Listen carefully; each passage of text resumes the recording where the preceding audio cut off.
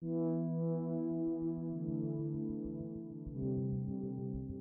var så mye alene, for han var innom, og så var han borte kun flere uker, og jeg var alene I 16 år. When you're rich, then you exist. When you have money, then you exist. When you are on a certain level, you exist.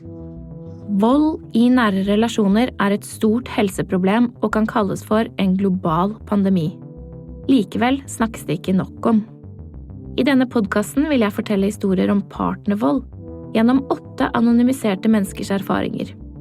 Jeg har selv jobbet med denne tematikken I mange år, gjennom å undersøke min egen familiehistorie og gjennom mitt arbeid som journalist. Og det viktig for meg at vi vet hva vi snakker om når vi snakker om vold. Hva som vold, hvor vanlig volden hvor lenge den sitter I, og at det mange der ute som vil hjelpe. Dette en podcast om vold og overlevelse. Mitt navn Madeleine Schultz. En kort advarsel. Noen av beskrivelsene kan være vanskelig å lytte til. Vi har unnlatt å ta med de groveste fysiske voldsbeskrivelsene I denne podcasten, men de historiene vi skal fortelle handler om flere former for vold. I denne episoden så skal jeg fortsette å undersøke sårbare livsbetingelser som kan gjøre en ekstra utsatt I møte med volden. Senere skal du få høre historien til Eva, som utviklet en rusavhengighet som følger av volden. Men først så skal vi få høre hvordan det gikk med Michelle. I forrige episode fikk vi høre om hvordan arbeidsgiveren hennes ble den som hjalp henne da hun ikke fikk den hjelpen hun trengte fra Nav. I hybelen som hun klarte å flykte til, fantes det heldigvis en liten hageflekk utenfor. Lucky I'm a farmer. I always grow my own vegetables and all that I don't really buy. I always grow for myself. So that really helped. Because from the time the COVID started, I quarantined alone. I had to work and provide for myself because from then I was being told to move out and I had nowhere to go and didn't have any savings. Etter at hun begynte på norskkurs og samfunnskunnskapskurs, så oppdaget Michelle at det fantes flere som henne, men at mange av dem var veldig redde. Og det en av grunnene til at hun vil fortelle sin historie. People should know that there is quite a lot of us out there, but we will not speak because 1, you're going to lose your paperwork. 2, if you have kids, you will lose your children. 3, if you don't have a job, you don't have anywhere else to go. You are depending on him. You don't have a choice. I didn't have a choice. I stayed for a year because I didn't have money for deposit. I don't have anything to start. So in that year, I started buying from a pot, a plate, a blanket. So I moved here. I only had this. You see this bed? It's like a bunk bed. If you look in there, there's another one. A fridge, small freezer there, and my clothes. That's it. The people that moved here, the transporters, so they were shocked. So they're the ones that gave me this cupboard here, this bookshelf here. You see, if you go in my bedroom, there's another cupboard again, because they were angry and they were not happy with the situation I was in, and they said, you can't just move in, you have nothing. Then they went to their house and they brought me some stuff to put in. So you can imagine, if I didn't have a job, how many women out there, Asians, Africans, immigrants that don't have jobs, that are depending on their husbands, waiting on him and doing whatever he says. But my job saved me. Det å ha vært utsatt for vold og bære med seg traumer, det en ensom erfaring. Det kan gjøre at mennesker trekker seg unna deg. Men Michelle har også gjort seg opp noen refleksjoner om hva det innebærer å bli utsatt for det i et land som Norge. I have never been in a country and I've seen people coming to bury someone in this, just the 2 of them. That is weird. That is strange. Then you ask yourself, where are the grandchildren? Where are the nieces? Where are the cousins? Did people not have time to come and bury their beloved ones? How come it's only 2 people? So when you come here, then it feels like you're isolated.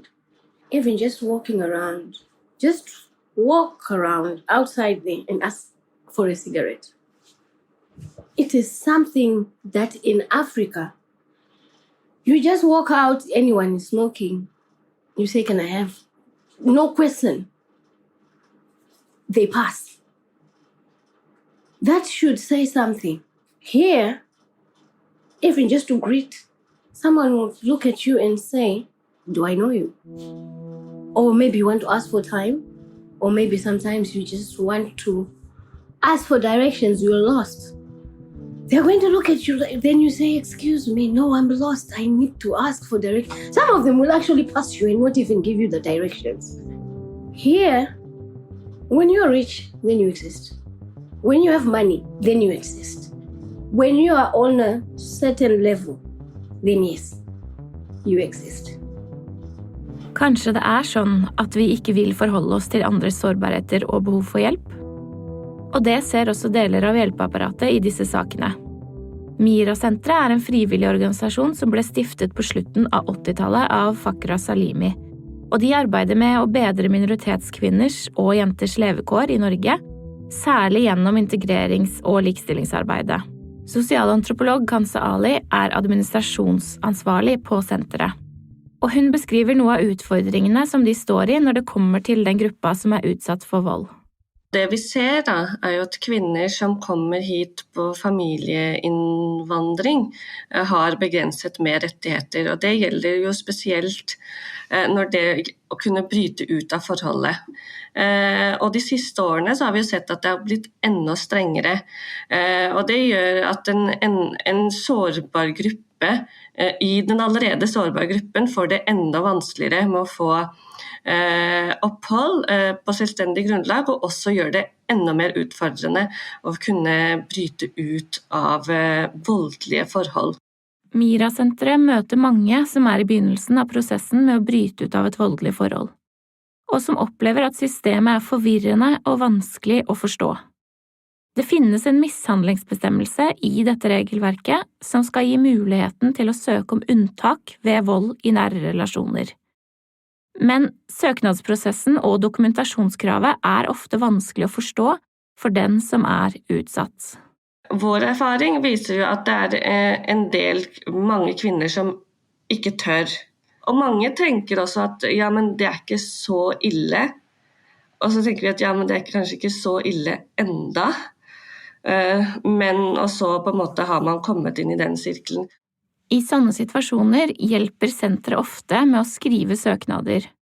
Men dokumentasjonskravet kan være omfattende, og de utsatte kan også være veldig usikre på om de har en sterk nok sak. Og mange ganger så vil kvinnene ha en sånn, men vil jeg få opphold hvis jeg søker nå? Men det ikke jeg som behandler søknaden.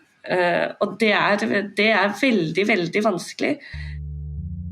Disse reglene må jo være en del av disse betingelsene som forsker Mona Irene Hauge beskrev i slutten av forrige episode. Betingelser i livet som gjør deg mer sårbar. Og det finnes dessverre også flere av dem. I en studie gjennomført ved Nasjonalt kunnskapssenter om vold og traumatisk stress fra 2016 til 2021, så forskerne i prosjektgruppa på forholdet mellom rus og voldsutsatthet over tid hos unge voksne, med et særlig fokus på vold i nære relasjoner. Her prosjektlederen for studien, forsker Siri Thoresen.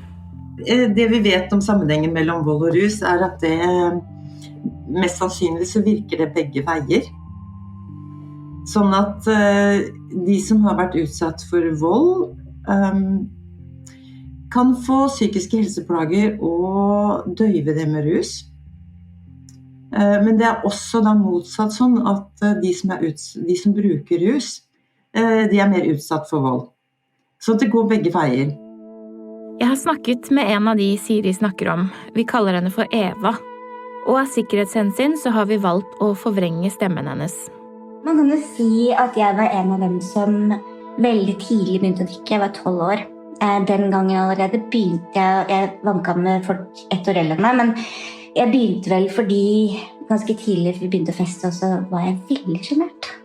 Jeg var veldig innadvendt. Det ikke så mange som tror på det i dag, men jeg var det. Det var helt grusomt, det var så vondt. Jeg fikk ikke ut et øyka ord. Og så merket jeg at jeg drakk at det da hjalp det. Men jeg var jo flink piksesyndromer, alltid flinkest i klassen, dro til USA, var der et år og begynte å jobbe tidlig og var med i Ungdom mot narkotika. Husker jeg tenkte de som røyker hasj. Men så jeg hadde hele tiden et veldig ryddig forhold til det, og mange har sagt i etterkant ikke tro deg av alle at du skulle, og der ser man hvor tilfeldige ting kan være da. Eva dro på utveksling til USA, og da hun kom tilbake, så måtte hun bygge nettverket sitt på nytt igjen. Rett etter at hun kom hjem, så ble hun også utsatt for en traumatisk hendelse. I tillegg så hadde hun alltid hatt dårlig selvtillit og vært genert. I dag, når hun ser tilbake på dette, så tenker hun at det, i kombinasjon, kanskje kan forklare hvorfor hun havna i feil spor. Jeg har ingenting å sette fingeren på oppvekst. Det kanskje bare den generasjonen hvor vi ikke hadde så mye selvtillit. Har aldri hatt selvtillit. Ikke det hele tatt. Så jeg husker første gangen jeg fikk juling. Det var på et hotell. Eva levde noen år i et forhold med en mann som drakk mye og som slo. Hun tilpasset seg hans humør og ble med på helgedrikkinga hans, som etter hvert startet stadig tidligere i uka. Hun jobbet og gikk på universitetet, men hun følte seg hele tiden utenfor alt og alle. Hun klarte ikke å åpne opp til andre om hvordan hun egentlig hadde det. Han var veldig alkoholisert, og da var han voldelig. Den verste tiden han var mest voldelig var gjerne dagen derpå med litt alkohol. Da var han veldig aggressiv. Da var det, alt ble snudd på, alt var min feil. Jeg måtte sitte på kne og bønnfalle. Det var også seksuell vold, ikke sant? Så hadde jeg forbigående jobber og prøvde meg. Gikk jo på universitet og det stoppet seg opp hele tiden, for jeg begynte etter hvert å utvikle depresjon. Da. Og så ble det jo angst. Eva trodde at hun fant redningen i form av en ny kjæreste. En mann som viste seg å drive med enda hardere rusmidler enn den forrige, og som også viste seg å være voldelig. Men det som skjedde etter hvert var jo at vi begynte å leke litt med amfetamin. Og jeg syntes det var helt grusomt. Det var ikke noe rus for meg. Jeg var alltid en som var med. Jeg hadde vært med i Ungdom mot rus, og det var Men det ble en tilgang på det, og han sluttet å slå, men han ble verre psykisk. For når jeg tok amfetamin med han første, så ble han så jævlig. Han slo ikke lenger, men det ble mer seksuelt, og det ble mer psykisk, hvor hvis jeg fikk aldri lov til å gå ut med noen venner, og så på slutten så fant jeg meg en gjeng, og da ble det helt fullstendig galt at jeg kunne dra dit, for det var første gang jeg turte å gjøre det. Så det ble jo dratt rundt om, og jeg husker jeg stod i knestående og ba om unnskyldninger. Det var en gang 3 dager, det var helt sykt. Helt fram til dette forholdet så hadde Eva god orden i økonomien sin. Men nå brukte hun opp arven sin, hun tok opp forbrukslån for kjæresten, og mottok sosialstønad som han ofte brukte opp. Fortvilelsen hennes ble større og større. Og amfetaminrusen ga henne ikke mer enn at det fikk henne opp av depresjonen. Hun ville vekk, men hun visste ikke hvordan. På et tidspunkt så forsøkte Eva til og med å rømme helt til USA, men til og med der fant kjæresten henne igjen. Hun ble etter hvert også hekta på GHB og hadde flere overdoser på det. Til slutt så gjorde hun det med vilje. Da var alt så svart at hun ikke orket mer.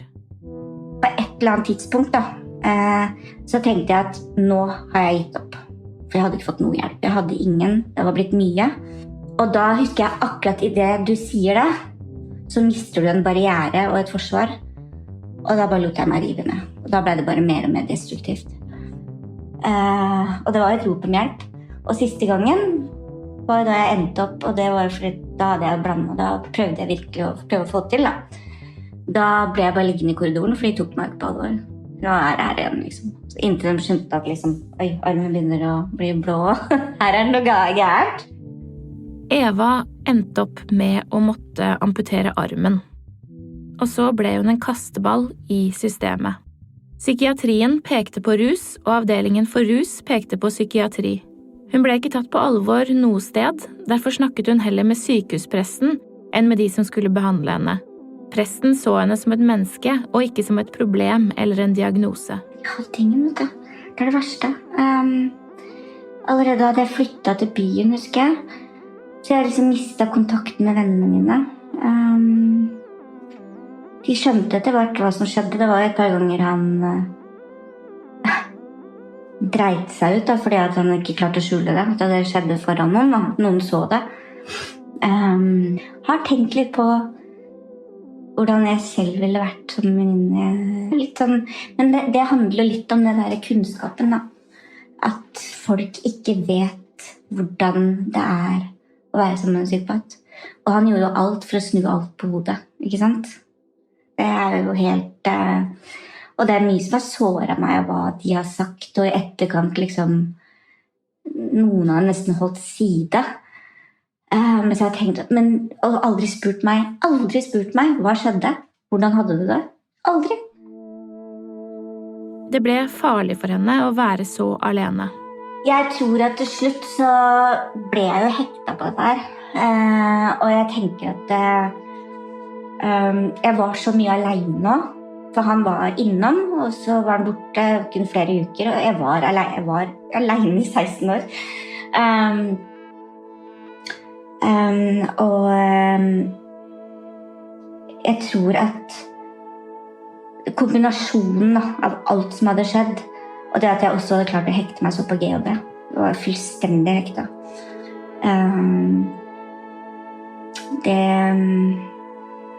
Jeg klarte ikke å komme meg ut av det, og da var jeg så deprimert og hadde prøvd alle metoder. Så det var liksom den første skrik om hjelp og prøve å legge av egentlig faen. Jeg bare dyttet meg GHB, liksom. Det var jo overdoser hele tiden. Og det har også noe med at jeg har fått en diagnose sterk personlighetsavhengighet, og det vet jeg. Det var en som sa til meg en gang, har du nødt til å dø før du kommer deg ut av det forholdet der, liksom? For det var, selv om hvor jævlig han var, altså han kom meg ikke bort. Erfaringene hun bærer på har gjort det vanskelig å stole på andre.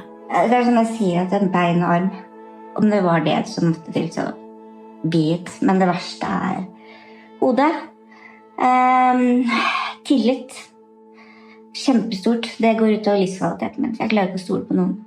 Ikke hjelpeapparatet, ingen. Helt forferdelig. Ikke min egen mor noen ganger. Altså, det går, man tenker at han siste opererte på en sånn metode som var så manipulativ og fikk meg ut i situasjoner, og så snudde han om. At det var helt sånn... Altså, det taktikk på høyt nivå. Men jeg var veldig flink til å komme i gang med frivillighetsarbeid og alt mulig. Jeg tok vel kanskje litt i og holdt på med alt for mye for ikke tenke for mye på hva som hadde skjedd. Da. For det så mye som jeg ikke skjønner. Da. Det så mye man ikke forstår. Det har blitt så mye. For det jo ikke bare de årene der, det årene etter som like kaotiske. Og det det som for disse kvinnene her, at ok, de kommer seg ut av det også, da, men fy faen, skal du lære deg livet uten rus og så reparere de skadene som det ja. Eva har vært rusfri i nesten 10 år nå, men kampene mot traumene og helsekonsekvensene av det hun har vært gjennom, de lever hun med hver eneste dag. Psykologspesialist Kari Lossius, som du tidligere har hørt i podcasten, hun har lang erfaring med også denne gruppen. Hvis du da har en kvinne med rusutfordringer, så blir du veldig opptatt av å skulle kartlegge rusinntak og mengde, og hvordan det, og har du omsorgsevnen din i behold eller ei. Altså at det det vi ser på. Og så ser vi ikke så mye på de bakenforliggende årsakene til at mennesker får utvikle rusproblem. Og det vi vet jo det at hvis du ser på statistikken i forhold til kvinner og rus, så det sånn at uendelig, altså jeg tror det 30-40% av kvinner som har en rusutfordring har opplevd seksuelle overgrep eller vold i nære relasjoner. Så det en veldig klar sammenheng. Og så det sånn hvor mye kunnskap ligger det i den enkelte institusjon, ikke minst hvor mye kunnskap det i utdannelsesinstitusjoner, hvor mye lærer den om dette på universitetet, på psykologisk fakultet, høyskolen innenfor helse- og sosialfag, så det lite av det. Altså det lite pensum på det, lite kunnskap om det. Og dermed så blindes vi med å liksom ikke greie å se hva det dette egentlig handler om. Fordi alle, og det veldig mange pasienter som opplever seg ikke sett i behandlingsapparatet, fordi at de blir, og det også interessant, sånn at du blir en case, og du får en diagnose, og det det viktigste.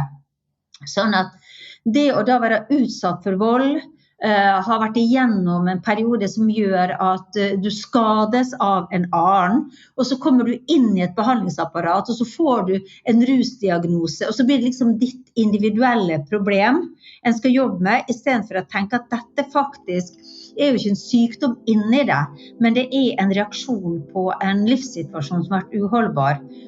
Det flere problematiske sider ved behandlingen i dag. Vi har et altså hvis du skal inn i behandling i det som heter TSB, tverrfaglig spesialisert rusbehandling, så vil du sannsynligvis komme i en plass hvor du har en kjønnsfordeling på 70% menn og 30% kvinner. Og veldig mange av de mennene som legges inn til rusbehandling har også, i tillegg til at de har rus, kan en del av de ha ganske alvorlig personlighetsproblematikk. Veldig mange av de mennene har voldserfaring, og mange av de kvinner som legges inn til behandling har opplevd å vært i voldsrelasjoner. Og jeg tenker at det vi ofte gjør at vi pytter disse kvinnene inn i nye risikosituasjoner for å finne seg partnere som på nytt utøver vold mot dem. Sånn at vi har ikke et godt nok tilbud til kvinner som sliter med dårlig selvbilde, dårlig selvfølelse, overgrepsproblematikk, voldsproblematikk. Det har ikke vi, og i det du setter dem i et kjønnsblandet miljø, så tenker jeg at da sier du samtidig at vi tar ikke hensyn til den muligheten av at disse kvinnene på nytt nå kan bli utsatt for vold. Det ikke så mye forskning vi vet på det, men den lille forskningen vi vet at sammenligner du kvinnetiltak med generell rusbehandling, så kvinnetiltak best på alle områder. Så vi vet at dette bedre, og det interessant at ikke vi gjør noe med det, synes jeg. Først i 2021 ble det bestemt av Stortinget at personer i aktiv rus må få et krisesentertilbud med ansatte som har tverrfaglig kompetanse på rus og vold. Og det på tross av at politikere og fagmiljøer lenge har visst om at det en klar sammenheng mellom voldstraumer og rusavhengighet. Alle kan havne i et voldelig forhold, sånn som Michelle eller Eva. Men det blir vanskeligere for noen å komme seg ut av det. Og denne vanskeligheten har ofte å gjøre med makt og avmakt i relasjonen. Den som tjener mer eller har arvet mer, har også mer økonomisk makt. Den som har statsborgerskap har flere rettigheter og mer sikkerhet. Den som kroppslig overlegen kan lettere true og tvinge partner og barn. Den som har samme språk, samme kultur og samme seksuell identitet som de som styrer systemet i et land, har det kanskje enklere med å nå frem og forstå kodene som gjelder. Og dette gjelder i aller høyeste grad også når det kommer til volden i nære relasjoner. I neste episode skal vi få møte Ayan og Ingrid, som begge to mødre som har kommet seg ut av voldelige relasjoner. For Ayan var det også en betingelse som gjorde det vanskeligere å gå, nemlig det at hun har en funksjonsnedsettelse. Du utsatt for, eller kjenner du noen som utsatt for vold i nære relasjoner? Sjekk ut dinutvei.no, ring ditt kommunale krisesenter eller VO-linjen på 116 006. Denne podcasten produsert eksklusivt av FILT for Psykologisk Institutt ved Universitetet i Oslo og Norske Kvinners Sanitetsforening. Research, manus og klipp ved meg, Madeleine Schultz. Produsent Anne-Gerd Grimsby Haarr, og koprodusent Ida Palin Bostadløkken. Prosjektledere hos UiO Joyce Antonia Oyokoyo og Beate Seibt, som også ansvarlig utgiver. Takk til alle kilder som har delt sine historier og fagpersoner for å bidra med sin kunnskap. Podcasten støttet av Stiftelsen Dam.